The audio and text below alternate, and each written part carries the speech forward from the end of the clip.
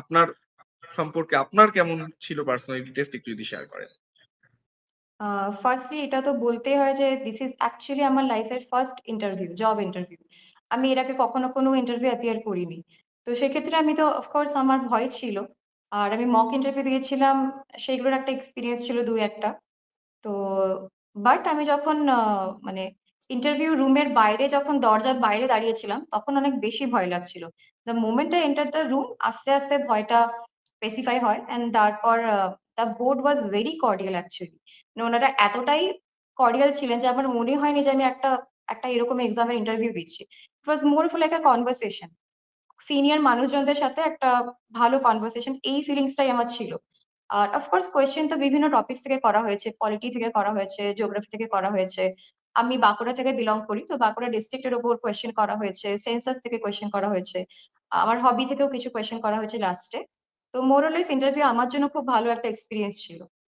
Interview এর ক্ষেত্রে mock test কতটা জরুরি শ্রেয়া? মানে এটা একদম এটা নিয়ে নানান মিথ আছে যে মক টেস্ট ভালো করে দিলে তবেই ভালো ইন্টারভিউ বা পার্সোনালিটি টেস্টে ফেস করা যায়, এবং এখন তো খুব ইজি অ্যাভেলেবেলও হয়ে রয়েছে এই বিষয়গুলো। তো মক টেস্ট কতটা জরুরি একটু যদি শেয়ার করেন। হ্যাঁ, মক ইন্টারভিউ অ্যাকচুয়ালি ভীষণই আমার মনে হয় কাজের ইন্টারভিউ এর ক্ষেত্রে, বিকজ আমরা তো পিএসসি এর ইন্টারভিউ এর ভেতরে যে সিচুয়েশনটা সেটা তো আমাদের তো আইডিয়া থাকে না। সেক্ষেত্রে হুম। মক ইন্টারভিউতে ওরকম একটা এনভায়রনমেন্ট ক্রিয়েট করা হয়।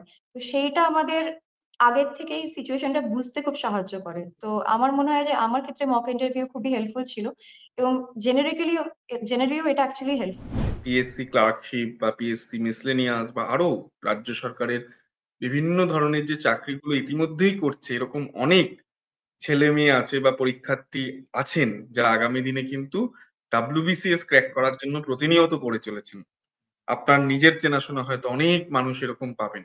এদের জন্য আপনাদের কিভাবে কি টিপস থাকবে টাইম ম্যানেজমেন্টের জন্য? কারণ তাদের একটা অনেকের এমন এমন ডিপার্টমেন্টেও চাকরির জায়গা রয়েছে যেখানে তাদের অনেকটা সময় হয়তো অফিসের কাজেই চলে যায়। এমনও অনেক ডিপার্টমেন্ট আছে যেখানে কেউ হয়তো একটু বইয়ের পাতা উল্টানোর সুযোগটুকুনি পান, কিন্তু তার উল্টো চিত্রটাও রয়েছে। এদের জন্য সার্বিকভাবে যারা একটা চাকরি ইতিমধ্যেই করছেন, সেখান থেকে ডাব্লিউবিসিএস এ আসতে চান, তাদের জন্য আপনার কি পরামর্শ? এক একজনের মানে সেটা বললেন আপনি যে এক একজনের কাজের জায়গায় তাদের প্রেশার এক এক রকম, এবং সেই তাদের এই মানসিক প্রস্তুতিটাই রাখতে হবে যে কাজের প্রেশার থাকুক, আমারও ওখানে রয়েছে কাজের প্রেশার, তাছাড়াও কিছু কিছু সময় যে আমার যাতায়াতের যে সময়টা আমি অফিসে যাচ্ছি, এই সময়টাকে ইউটিলাইজ করতে হবে। সেটা মোবাইলে এখন অনেক অ্যাপ চলে এসছে, মোবাইলটাকেও ব্যবহার করে তুলতে হবে, মোবাইলে অ্যাপকে ব্যবহার করে, বা মোবাইলে কোনো একটা খবর পড়ে রেখেছি বা সেই ছবিটা তুলে রাখলাম সেটা পড়লাম, বা ম্যাক্সিমাম ক্ষেত্রে পিডিএফ ব্যবহার করে আমরা পড়তে পারি মোবাইলের মাধ্যমে যাতায়াতের সময়। আর বাড়ি এসে কিছু সময় বার করতে হবে যে আমাকে রিভিশন দিতে হবে, নিজের যে রিসোর্সটাকে আছে সেটা নিয়ে 1 ঘন্টা বা 2 ঘন্টা আমাকে রিভিশন দিতে হবে, এবং তারপর সেটা এছাড়া প্র্যাকটিসও করতে হবে লেখা। তাই বলা যায় যে 4 থেকে 5 ঘন্টা সময় যেটাকে আমি ব্যবহার করার সুযোগ পেতাম, সেটাকে অন্তত ব্যবহার করতে হবে, সেটা নিজের মতো করে।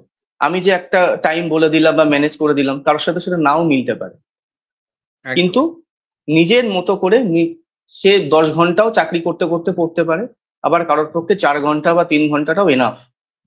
তাই নিজের মতো করে সে যেন ইউটিলাইজ করতে পারে। যারা শুধু ডাব্লিউবিসিএস পরীক্ষার জন্য পড়াশোনা করছেন এবং প্রত্যেক বছর পরীক্ষা দেন, আহ, এখনো সফল হতে পারেননি, হতাশা আসছে, কি পরামর্শ থাকবে আপনার? দেখুন, আমি বলবো, আমি অনেক জায়গাতেই বলেছি কথাটা, যে সবগুলো আমাদের আমাদের ইউথ আনএমপ্লয়মেন্ট রেট খুব হাই। তো এমপ্লয়েড হতে গেলে তাকে একটা চাকরি মানে একটা গ্র্যাব করতে হবে এনি হাউ।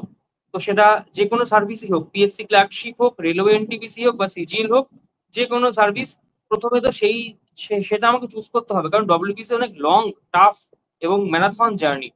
তো সেখানে নিজের যে কম্পোজার ধরে রাখাটাও একটা চ্যালেঞ্জিং ফ্যাক্টর।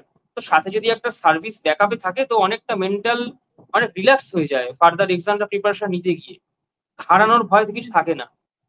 অনলি ডব্লিউবিসিএস এর জন্য যারা করছেন তারা তো তাদের মেন্টাল যে পেশেন্স সেরকম ভাবে রাখতে হবে, যে হ্যাঁ আমি মানে এই সার্ভিসের জন্যই চেষ্টা করব এবং এটাতেই আমাকে লেগে থাকতে হবে।